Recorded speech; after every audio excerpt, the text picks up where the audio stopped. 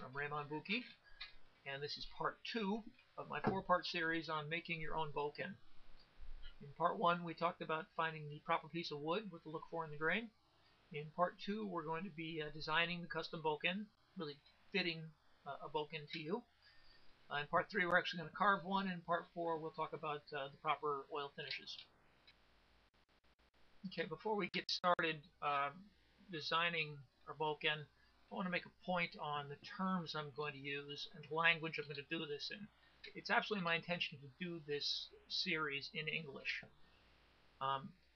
Japanese terms, while they sound really cool and everything, unfortunately, there's a lot of the folks who are going to be watching this who just don't know them. It's my intention to make this so the widest possible audience can learn to get into making their own Bokken and enjoy this. And I'm concerned that if they don't understand the terms, that they'll be lost, and I want to keep everybody on board. I want to make another point.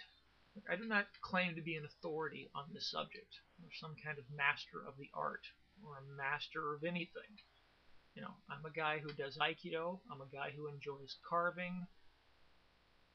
I like to make Bokkens. So with that in mind, let's go forward and design a Bokken. Now, when sizing Bokken, we're really looking at 3 points. That's the length of the handle, the length of the blade, and then the curve, how much curve you want. Now, we'll also talk about diameters, particularly in the handle, and we'll also get into blade width and some features on the blade.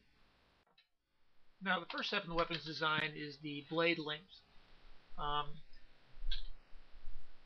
I'm going to show you how to do it for Aikiken, but bear in mind the blanks come 48 inches long, so you can make it as long or as short as you want. Now, I like to use my ruler here. If you have a tape measure, that's cool too. That'll work. And to do this, simple enough, just stand kind of this way with it right next to your leg. Now we're standing kind of an attention kind of thing, so not kind of one side more than the other or something like that, nice and even. Shoulders square. Now with your hands uniformly reaching down as far as you can. Okay, so I started here at kind of a attention rest and then reaching down, grabbing it, and then relaxing again. Now I'm off the ground about an inch, and if you look at where I'm at here, this is pretty typical for me. This is about almost exactly 30 inches long from the tip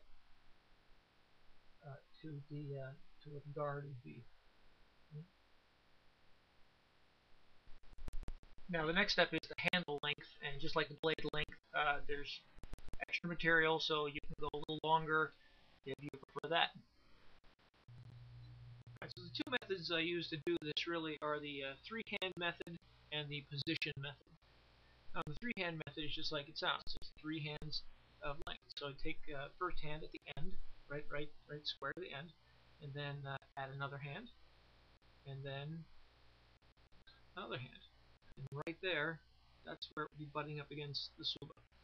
Now the other method is the position method. This is a little more practice, but it's not rocket science. Here's my belly button. I take my hand and I put it right underneath my belly button.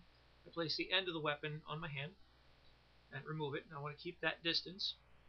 Then this hand, I'm going to point it straight at the end of the tip of the blade. Now the tip of the blade should be about chin height. And then rock my hand up. Alright, so my elbow's going to bend a little bit. That's cool, it should. And then I'm going to swing my arm from my shoulder. Right, and I'm going to swing it right down on the weapon. Grab it, and you'll find that that's typically, almost exactly. And look at there, it's a little more than 11 inches, but just a scotch more than 11 inches. That's alright. Typically what I do is both methods and then average out. Now, again, cut it a little long and then cut it to where you want it and filter it. Curve. Well, the curve really serves no functional purpose. We put a curve in a Bokken, well, so you can tell the top from the bottom, I suppose. But, it's not a sharp sword. It's not going to cleave through something, so functionally it has no use. some folks like to simulate their live blade, so they'll put their live blade down on the blank and you know follow that curve.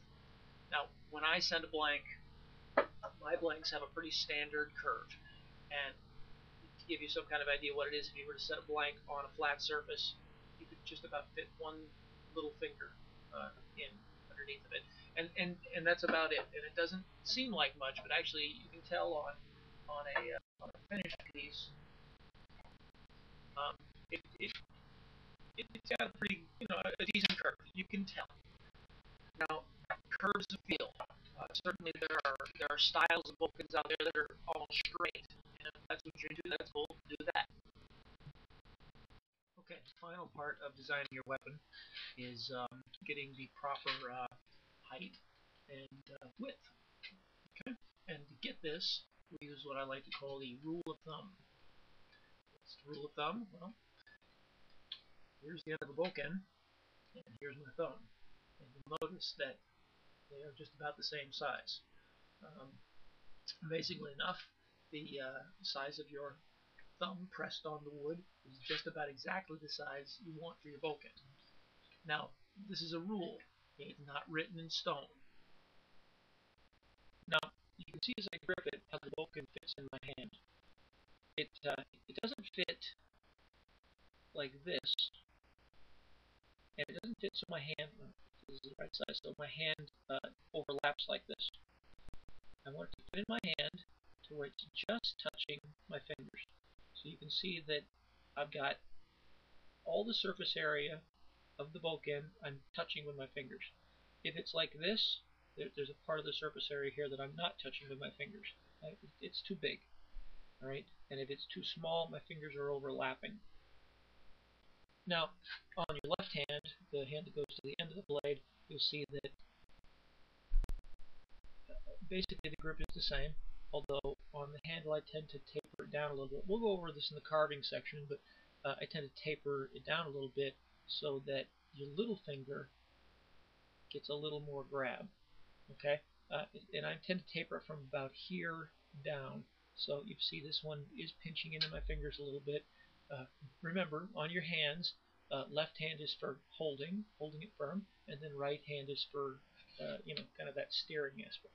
So the grips are a little bit different, right? But we definitely want to make sure that we're not making it too small and too big again is a thing. Now I say that, and I've had people say, I don't want it tapered down. I want it flared out, thinking that it'll be a stopper effect with my hand so it doesn't go flying out. A different feel, a different thing. And if that's where you're at, that's cool. Do that. All right, so that's all the pieces. I hope we touched on everything. If not, we'll follow it up on part 3, carving a Bokken. I want to thank you for watching. And as I said many times, no training weapon becomes an old friend like one you carve with your own hand. So I'll see you in part 3.